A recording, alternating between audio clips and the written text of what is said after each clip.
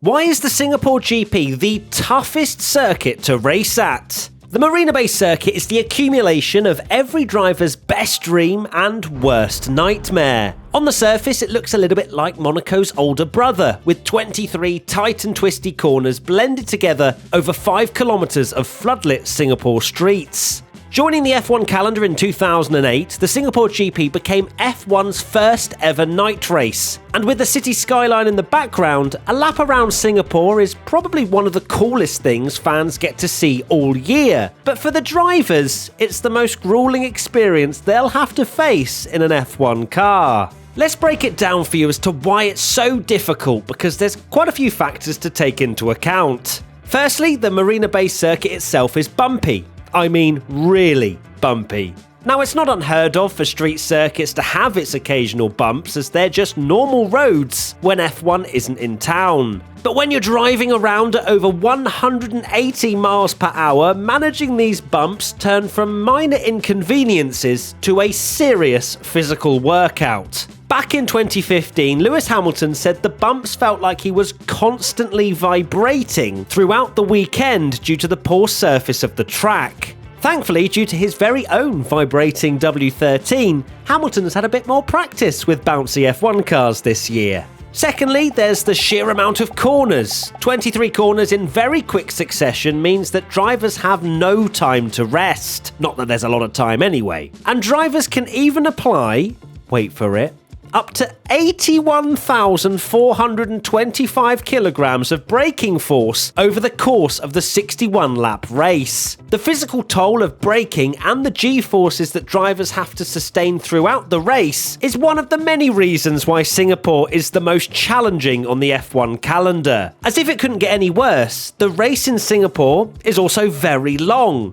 Unlike the street circuit in Jeddah or Baku, the Marina Bay Circuit is mainly made up of medium to low speed corners, meaning the Singapore GP is usually the longest race of the season, finishing pretty close to the 2-hour limit. Weird session times don't make racing in Singapore any easier either.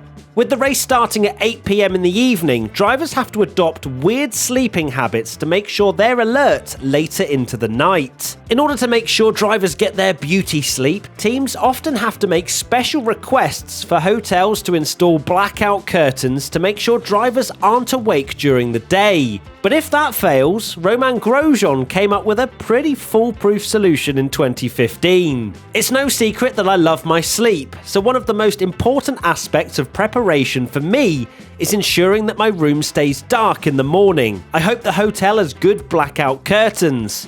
If it doesn't, then it's not unknown for me to tape black rubbish bags to the windows to keep the light out and guarantee my sleep. Anything for your 8 hours, Roman? Let's move on to our next point, and with it being a night race, you'd be forgiven for thinking that things around Singapore cool off when the lights go out on Sunday evening. Oh no, typically the ambient temperature can reach over 30 degrees Celsius, with the humidity getting up to 80%. To put that in perspective, the 2022 French Grand Prix reached a high of 32 degrees Celsius, but that was in the middle of the day. This means that before even getting in the preheated oven that is an F1 car, drivers are already hot, uncomfortable, and probably a little dehydrated. But it doesn't get any better once the drivers are actually in the car. According to Daniel Ricciardo, drivers can't even crack their visor for a breath of fresh air. He said, "It's the only race of the season where you crack open your visor to let in some cool air and instantly wish you hadn't because it's hotter outside. By the warm-up lap, your chilled drinks bottle is the temperature of a freshly poured cup of tea."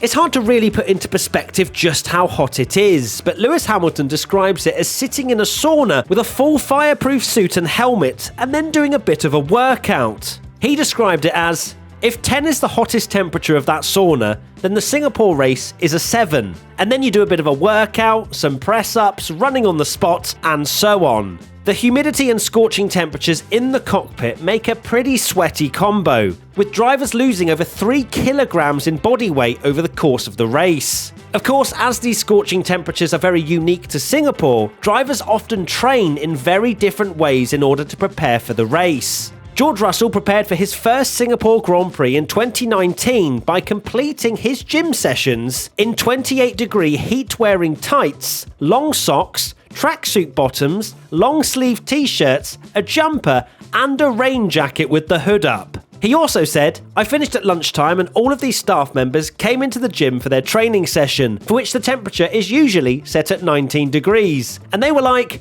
what the hell have we walked into?"